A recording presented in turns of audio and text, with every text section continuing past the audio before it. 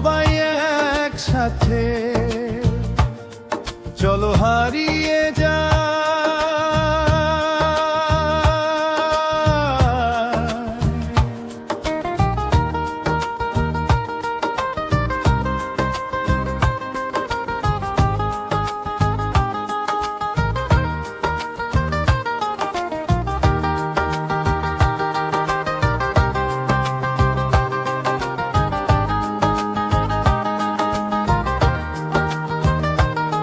চলো হারিয়ে যা।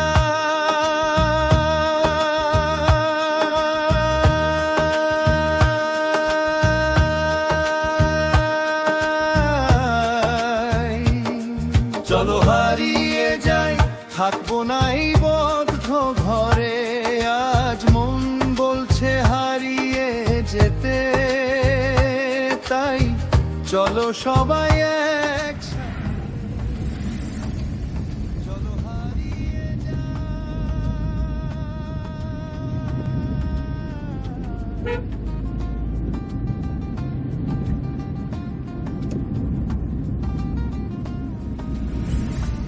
চৌঠা নভেম্বর 2025 আমরা উত্তরপাড়া থেকে সকাল 7টায় রওনা হলাম অমরকণ্টকের উদ্দেশ্যে। রাস্তায় আমরা ব্রেকফাস্ট সেরেছি। ব্রেকফাস্টটা আমরা বাড়ি থেকেই করে এনেছিলাম, কারণ সময়টা একটা বিশাল ব্যাপার। কোনো জায়গায় খেতে গেলে এক্সট্রা সময় লাগবে, সেই জন্য আমরা বাড়ি থেকে খাবারটা করে নিয়ে এসেছিলাম।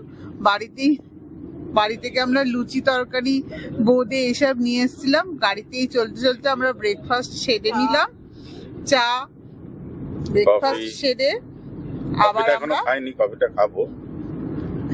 আবার আমরা 12টার সময় কফি খাবো, ইচ্ছে আছে। চলতে শুরু করেছি। হ্যাঁ, কিশোর বলেছে টানা এখন আমরা, এই যে কিশোর একটু হাই করে নাও। কিশোর আমাদের একটা 4 জনের ছোট্ট টিম, আমরা সব জায়গায় বেড়াতে যাই। আমার দিদি, জামাইবাবু, আমি আর কিশোরদা। Sunrise paints the highway gold. আমরা আজকে প্রথমে যাব অম্বিকাপুর। আমাদের বাড়ি উত্তরপাড়া থেকে অম্বিকাপুরের দূরত্ব প্রায় 690 কিলোমিটার। আমরা প্রথমে ঝাড়খণ্ডের ওপর দিয়ে রাঁচি হয়ে যাব, তারপরে আমরা ছত্তিশগড়ে ঢুকব। ছত্তিশগড়ের অম্বিকাপুরে আমাদের থাকার ইচ্ছে আছে, যদি সন্ধ্যের মধ্যে পৌঁছতে পারি। তারপর কাল সকালে অম্বিকাপুর থেকে আমরা অমরকণ্টকের দিকে এগিয়ে যাব। এখন আমরা খড়গপুর পেরিয়ে গেছি।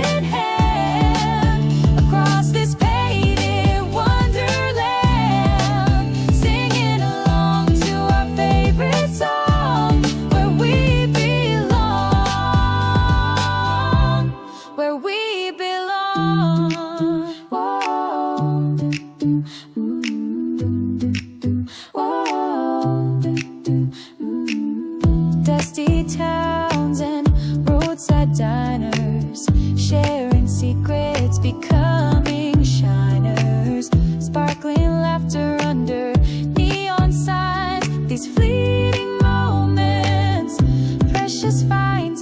The world outside is fading fast, in this moment forever will last. With every glance, my heart beats true. কালকে রাত্রিবেলা আমরা পৌঁছেছিলাম যশপুরে, তখন প্রায় রাত 9টা। যাওয়ার ইচ্ছে ছিল অম্বিকাপুর, কিন্তু আমরা যেতে পারিনি, কারণ অনেক রাত হয়ে গিয়েছিল, ততক্ষণ আর ভালো লাগছিল না। তাই আমরা যশপুরে একটা হোটেলে থেকেছি। হোটেলটার নাম কি ছিল?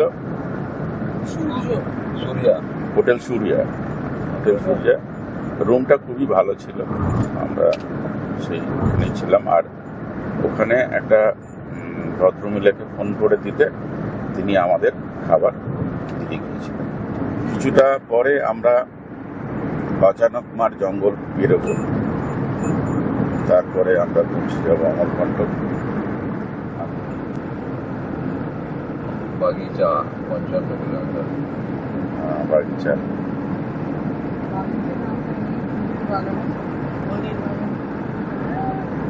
অম্বিকাপুরে পেয়ে যাবো। অম্বিকাপুর অনেক সময় লাগবে। অনেক সময় লাগে। তার আগে এই রাস্তাটা ভারী সুন্দর, দেখো তুমি।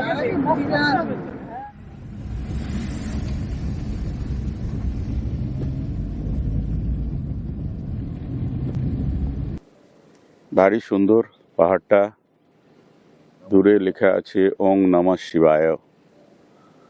আমরা এখানে একটু দাঁড়িয়ে পড়লাম পাহাড়টা দেখার জন্য। It's fading fast, and this moment forever will last.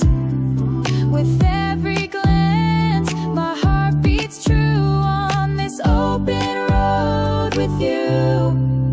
We're chasing sunsets hand in hand across this painted wonderland, singing along to our favorite song, where we belong, where we belong. Let the asphalt be our guide, with nothing to hide, just hope and wide, our hearts to the rhythm of the road. A love like this, a precious load. We're chasing sunsets hand in hand across this painted wonderland, singing along to our favorite song, where we belong, where we belong. Ooh, where we belong.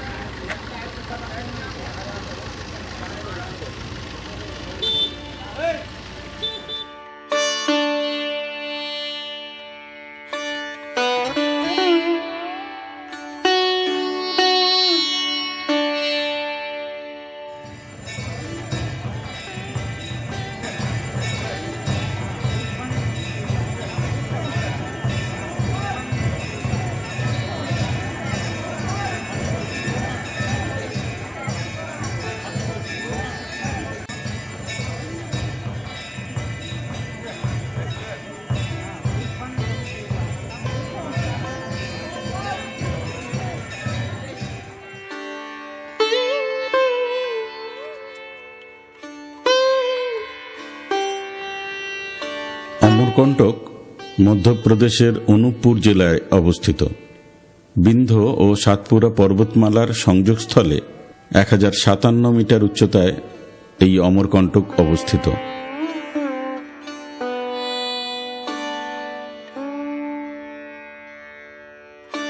এটি হচ্ছে একটি পবিত্র কুণ্ড, নর্মদা কুণ্ড। এই নর্মদা কুণ্ড থেকেই নর্মদা নদী উৎপত্তি হয়েছে।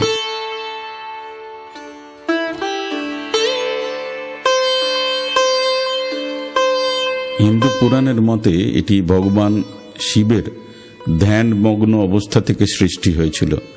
ওই জন্য অমরকণ্টককে তীর্থরাজ বা তীর্থের রাজা বলা হয়।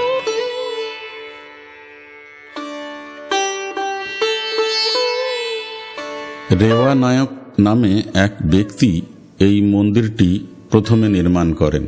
পরে নাগপুরের ভোঁসলে রাজা আর তারও পরে মহারানী দেবী অহল্যাবাই হোলকার এই মন্দিরটাকে সংস্কার করে। এই সমস্ত মন্দিরই তৈরি হয়েছিল কালচুরি রাজবংশ দ্বারা আনুমানিক দ্বাদশ শতাব্দীতে।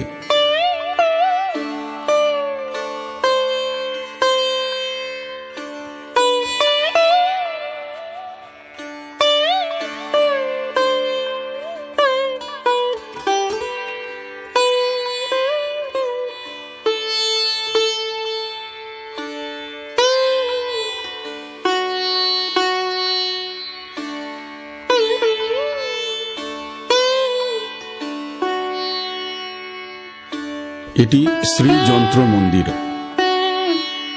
দেবী ত্রিপুরা সুন্দরীর উপাসনার জন্য নিবেদিত। সম্ভবত এটি বিশ্বের বৃহত্তম 3D শ্রীচক্র ও শ্রীযন্ত্রের আকৃতিতে নির্মিত মন্দির। মন্দিরটার নির্মাণ কাজ হয়েছিল 30 বছরের বেশি সময় ধরে। এখনও এই মন্দিরটি নির্মাণ করা চলছে। প্রতি বছরের গুরুপুষ্য নক্ষত্রে এটার নির্মাণ কাজ শুরু হয়। মন্দিরটির যে প্রবেশ পথ, সেখানে লক্ষ্মী, সরস্বতী, কালী এবং ভুবনেশ্বরীর 4টি মুখ রয়েছে। আর মন্দিরের চারপাশে 64 জন যোগিনীর সূক্ষ্ম ভাস্কর্য ও গণেশ, কার্তিকেরও মূর্তি রয়েছে। গত 3 দশক ধরে মন্দিরটি নির্মাণ চলছে, কিন্তু এখনো মন্দিরটি পুরোপুরি শেষ হয়নি। এই জায়গাটার নাম মাইকি বাগিয়া। এর অর্থ হলো মায়ের বাগান। এই বাগানটা দেবী নর্মদাকে উৎসর্গ করে করা একটি পবিত্র বনভূমি। এটা নর্মদা মন্দির থেকে প্রায় 1 কিলোমিটার দূরে অবস্থিত। লোককথা আছে যে দেবী নর্মদা ছোটবেলায় তার সখী গোলাপ কবলির সাথে এই বাগানে খেলা করতেন। এই বাগানের সবচেয়ে প্রধান আকর্ষণ হলো বিরল গোলাপ কাবলি গাছ। এই ফুল থেকে এক ধরনের বিশেষ সুগন্ধ বের হয় এবং এটি চোখের ওষুধের জন্য অত্যন্ত পরিচিত। এখানে বাগানে বৃষ্টির জলে পুষ্ট একটি পবিত্র কুণ্ড আছে, আর আছে ছোট ছোট কিছু মন্দির।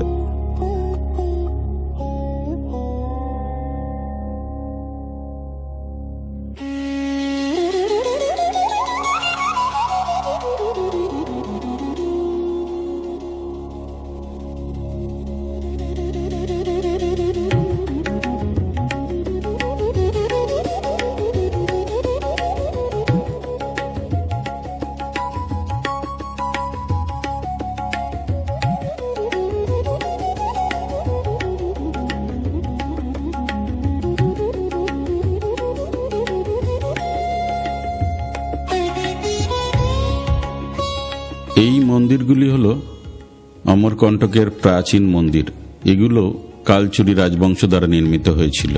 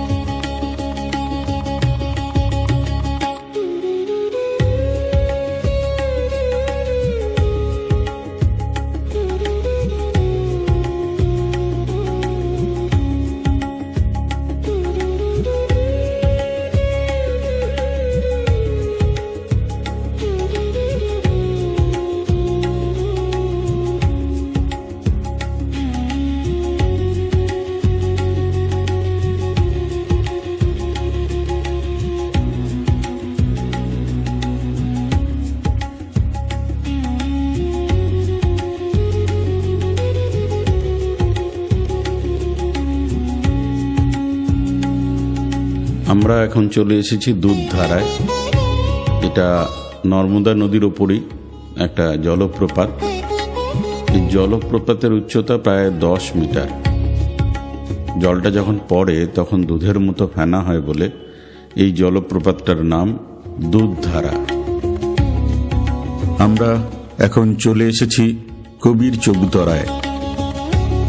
এখানে 1500 শতাব্দীর বিখ্যাত সাধক, কবি এবং সমাজ সংস্কারক সন্ত কবিরের ধ্যান ও সাধনার স্থান। এটি অমরকণ্টক থেকে প্রায় 5 কিলোমিটার দূরে। এখানে কবির তার কবিতা ও ভক্তিমূলক গান বা দোহা রচনা করতেন। কবির চৌতরা সেই পবিত্র স্থান যেখানে সাধক কবির মোক্ষ লাভ করেছিলেন। জনশ্রুতি আছে এইখানেই গুরু নানক দেব এবং সন্ত কবিরের কথা হয়েছিল।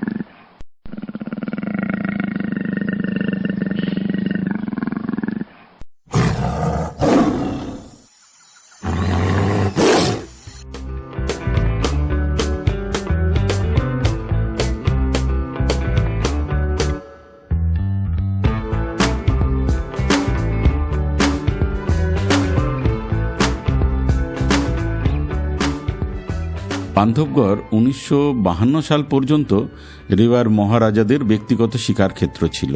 পরে 1965 সালে রেওয়ার মহারাজা এটিকে একটি জাতীয় উদ্যান হিসেবে ঘোষণা করেন। এরপর 1968 সালে এটিকে আনুষ্ঠানিকভাবে জাতীয় উদ্যানের মর্যাদা দেওয়া হয়।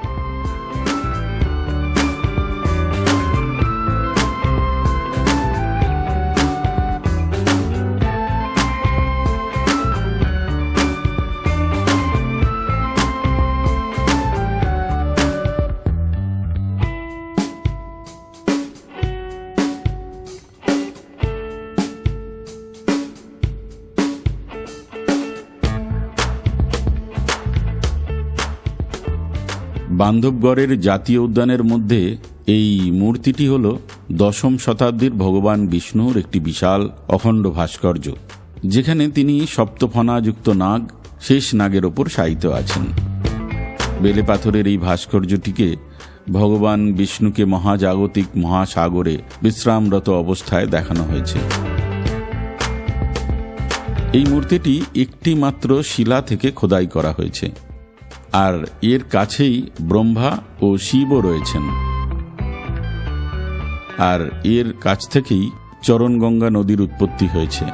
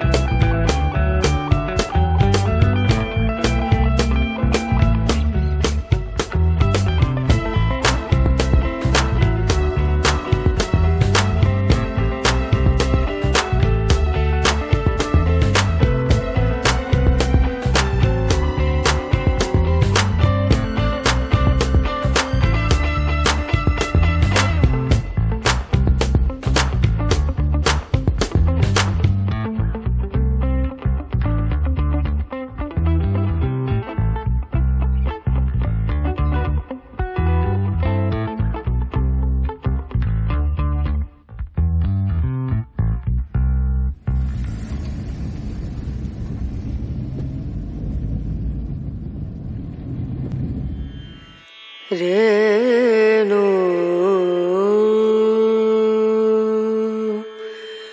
রনা রনা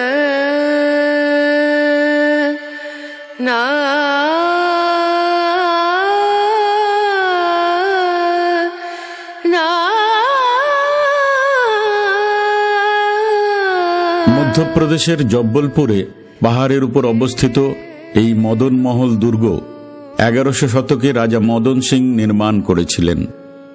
এটি মূলত গোন্ড বংশের শাসকদের জীবনের সাক্ষী। এই দুর্গটি হল রানী দুর্গাবতীর সাহসিকতার প্রতীক। এইখানেই রানী দুর্গাবতী মুঘলদের বিরুদ্ধে লড়াই করে শহীদ হয়েছিলেন। 1524 সালের 5 অক্টোবর উত্তরপ্রদেশের কালিঞ্জর দুর্গে চান্দেল রাজবংশে রানী দুর্গাবতীর জন্ম হয়। তিনি ছিলেন রাজা কিরাত রায়ের কন্যা। 1550 সালে স্বামী দলপত শাহের অকাল মৃত্যুর পর তিনি পুত্র বীর নারায়ণকে সিংহাসনে বসিয়ে নিজে গন্ডোয়ানা রাজ্যের শাসনভার গ্রহণ করেন। তিনি একজন অত্যন্ত যোগ্য প্রশাসক এবং যোদ্ধা ছিলেন। তাঁর রাজ্যে প্রজা কল্যাণ ও সামরিক শক্তির উপর জোর দেওয়া হয়েছিল। 1564 সালে মুঘল সম্রাট আকবরের সেনাপতি আসাফ খান গন্ডোয়ানা আক্রমণ করলে রানী দুর্গাবতী বীরত্বের সাথে লড়াই করেন। আসাফ খানের বিশাল বাহিনীর বিরুদ্ধে তিনি নারোহির যুদ্ধে অসীম সাহস প্রদর্শন করেন। প্রাথমিকভাবে তিনি মুঘলদের পিছু হটতে বাধ্য করেছিলেন। যুদ্ধে গুরুতর আহত হয়েও তিনি আত্মসমর্পণ করেননি। শত্রুর হাতে বন্দী হয়ে অসম্মানিত হওয়ার চেয়ে তিনি নিজের ছুরি দিয়ে আত্মবলিদান দেন। তাঁর শহীদ দিবস 24 জুন 1564 আজও ভারতে বলিদান দিবস হিসেবে স্মরণ করা হয়।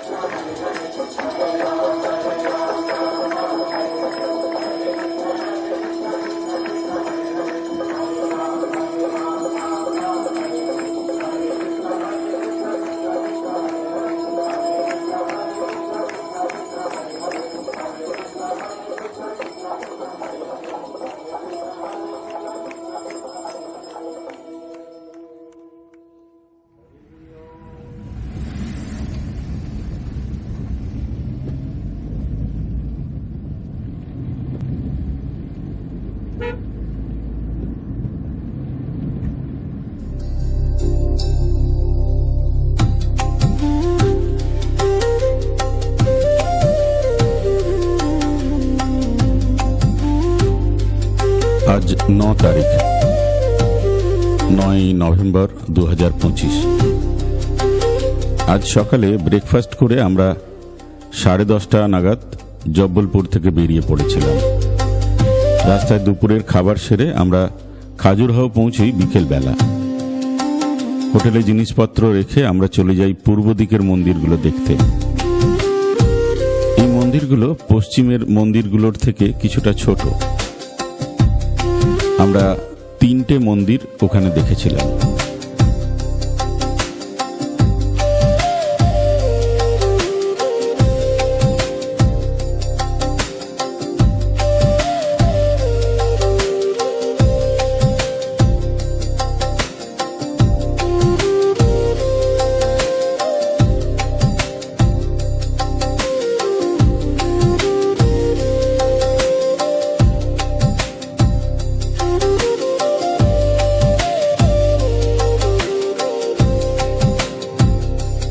এই মন্দিরটির নাম হচ্ছে জাভারি মন্দির।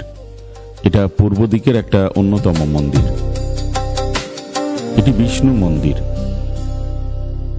এটা নির্মাণ হয়েছিল 1075 থেকে 1100 খ্রিস্টাব্দের মধ্যে।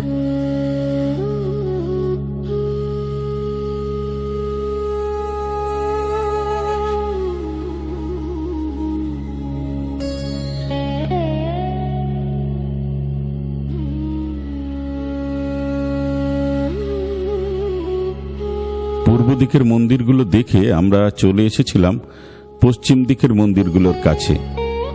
সূর্যাস্ত দেখে আমরা টিকিট কেটে রাতের লাইট অ্যান্ড সাউন্ড শো দেখলাম। অমিতাভ বচ্চনের ব্যারিটন গলার ন্যারেশন, আলো আর শব্দের খেলা চলতে লাগলো মন্দিরগুলোর ওপর।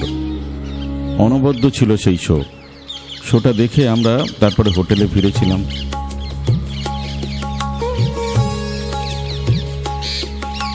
আজকের মতো শুভরাত্রি।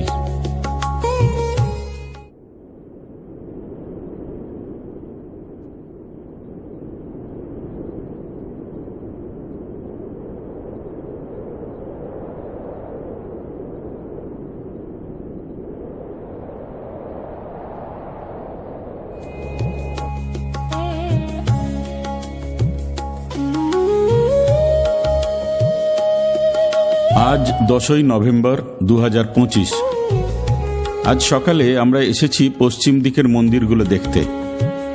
প্রবেশদ্বারের পাশে একটা দোকানে কচুরি আর জিলিপি দিয়ে ব্রেকফাস্ট করে আমরা কিউআর স্ক্যান করে টিকিট কেটে এখন মন্দির চত্বরে ঢুকে পড়েছি।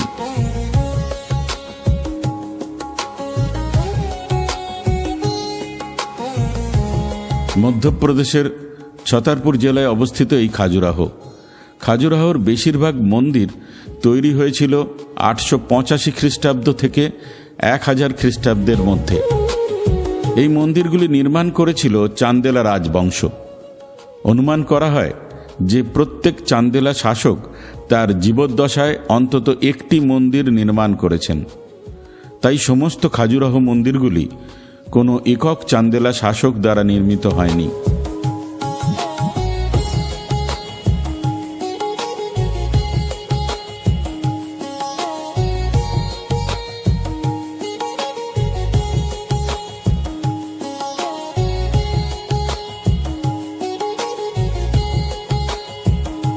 দ্বাদশ শতাব্দীর মধ্যে খাজুরাহো মন্দির চত্বরে 85টি মন্দির ছিল, যা 20 বর্গ কিলোমিটার এলাকা জুড়ে বিস্তৃত ছিল। এই মন্দিরগুলির মধ্যে সবচেয়ে উল্লেখযোগ্য মন্দিরটি হল কান্দারিয়া মহাদেবের মন্দির। মোহাম্মদ গজনীকে দ্বিতীয়বার পরাজিত করার পর রাজা বিদ্যাধর এই মন্দিরটি তৈরি করেছিলেন। বাইরের দেওয়ালে খোদাই করা হয়েছে পুরুষ, কিন্নর, দেব দেবী এবং প্রেমিক প্রেমিকা ইত্যাদির সুন্দর মূর্তি।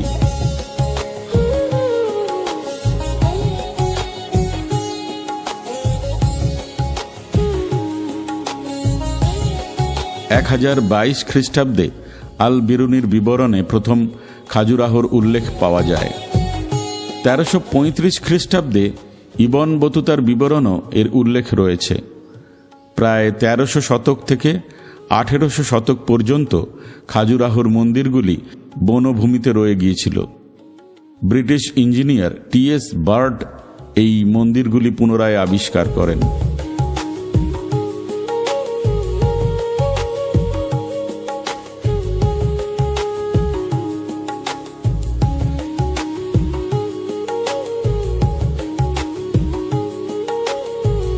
পশ্চিম দিকের মন্দিরগুলোতে রয়েছে লক্ষণ, মাতঙ্গেশ্বর, বরাহ, কান্দারিয়া মহাদেব, চিত্রগুপ্ত, পার্বতী, বিশ্বনাথ এবং নন্দীর মন্দির।